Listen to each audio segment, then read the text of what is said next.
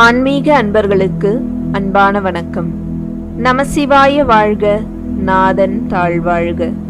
ஓம் நமோ நாராயணாய. இன்று மார்கழி 8ஆம் நாள்.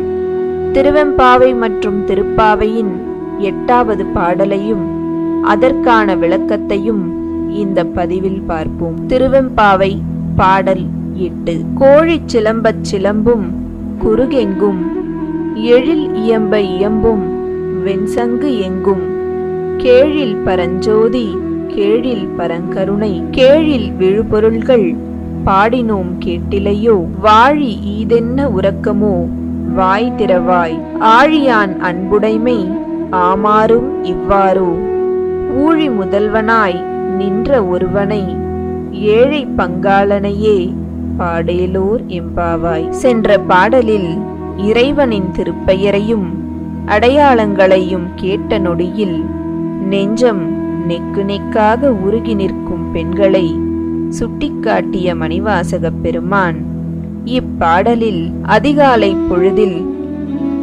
சோதிகளுக்கெல்லாம் மேலான சோதியாகவும் கருணையின் வடிவமாய் விளங்கும் இறைவனின் புகழை பாடுவதே நமது கடமை என்பதை உணர்த்துகின்றார்.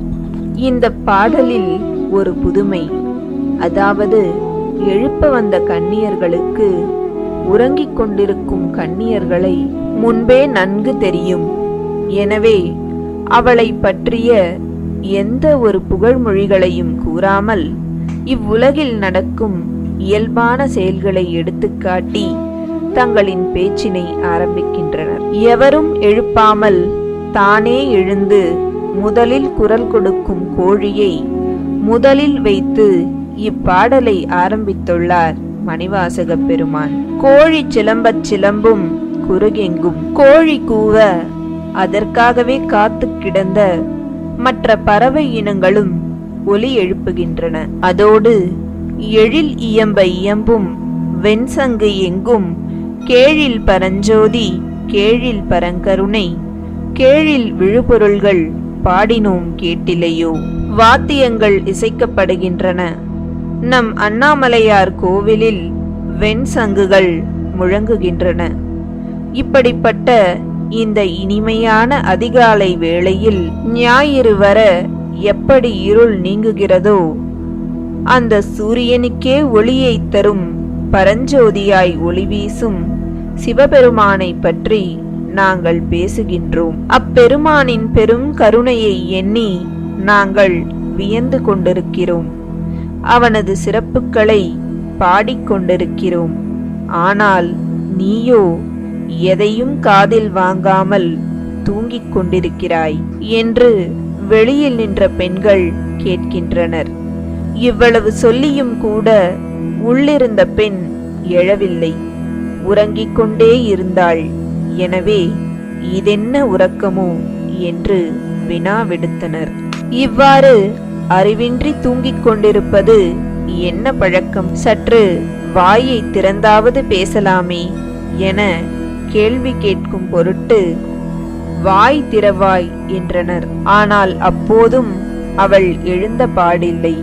எனவே அவளை சற்று எள்ளி நகைக்கும் பொருட்டு உறக்கத்திலேயே வாழ்வாயாக என்று கூறி மேலும் அவளோடு பேசத் தொடங்கினர். தனது கண்ணையே பறித்து மலராக இறைவனுக்கு அர்ப்பணம் செய்த பார்க்கடலில் துயில் கொள்ளும் மகாவிஷ்ணுவை போல் நானும் சிவபெருமானிடம் அன்பு கொண்டுள்ளேன் என்று கூறிய நீ இப்போது உன் அன்பை தூக்கத்தின் மீது வைத்துள்ளாய் என்பதை நாங்கள் புரிந்து கொண்டோம். சரி, உன் தூக்கம் கலைந்த பின் அன்னைக்கு தன் உடலில் சரிபாதி கொடுத்த ஊழி முதல்வனை ஏழை பங்காளனை எங்களோடு சேர்ந்து நீயும் பாடுவாய் என்று தன் தோழியை எழுப்புவது போல் இப்பாடல் அமைந்துள்ளது.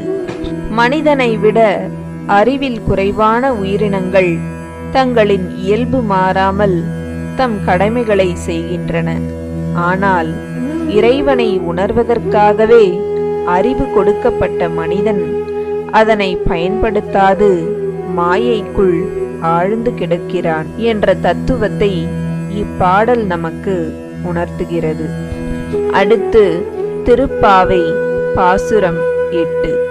கீழ்வானம் வெள்ளென்று எருமை சிறுவீடு மேய்வான் பரந்தனகான் மிக்குள்ள பிள்ளைகளும் போவான் போகின்றாரை போகாமல் காத்துன்னை கூவுவான் வந்து நின்றோம் கோதுகலமுடைய பாவாய் எழுந்திராய் பாடிப்பறை கொண்டு மாவாய் பிளந்தானை மல்லரை மாட்டிய தேவாதி தேவனை சென்று நாம் சேவித்தால் ஆவாவென்றாராய் தருளேலோர் எம்பாவாய். இப்பாடலும் தோழியை எழுப்புவது போலவே அமைந்துள்ளது. அன்புள்ள தோழியே, பொழுது விடிந்து விட்டது, நன்றாகவே விடிந்து விட்டது. வா, சென்று இறைவனை வழிபடுவோம் என்று தன் தோழியை எழுப்புகிறார்கள். அடுத்து பொழுது விடிந்து விட்டதற்கான அடையாளங்களை சொல்கிறார்கள். கருமையாக இருந்த வானம் கூட கிழக்கு திசையில் வெளுத்து விட்டது.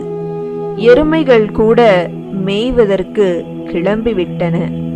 ஆனால் நீ இன்னும் உறங்கிக் கொண்டிருக்கிறாய். உனக்காக வெளியில் எத்தனை பேர் காத்து கொண்டிருக்கிறார்கள் தெரியுமா? எங்களை காக்க வைக்காமல் விரைவாக எழுந்து வா என்று தன் தோழியை அழைக்கின்றனர். தான் குழந்தையாயிருந்த போதே அசுரனின் வாயை பிளந்து கொன்றவன், ஒரு சிறு பாலகனுக்கு இவ்வளவு வலிமையா என நம்மையெல்லாம் வாய்ப்பிளக்க வைத்தவன் அந்த மாயக்கண்ணன்.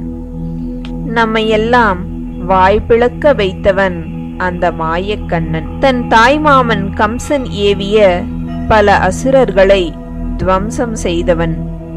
வா, அவனது புகழை பாடியபடி நாமும் கோவிலுக்கு செல்வோம்.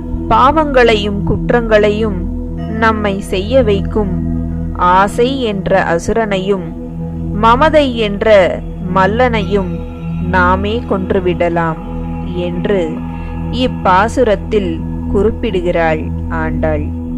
இந்த வீடியோ உங்களுக்கு பிடிச்சிருந்தா லைக் பண்ணுங்க, ஷேர் பண்ணுங்க, கமெண்ட் பண்ணுங்க. மறக்காம நம்ம சேனலுக்கு சப்ஸ்கிரைப் பண்ணுங்க. நன்றி.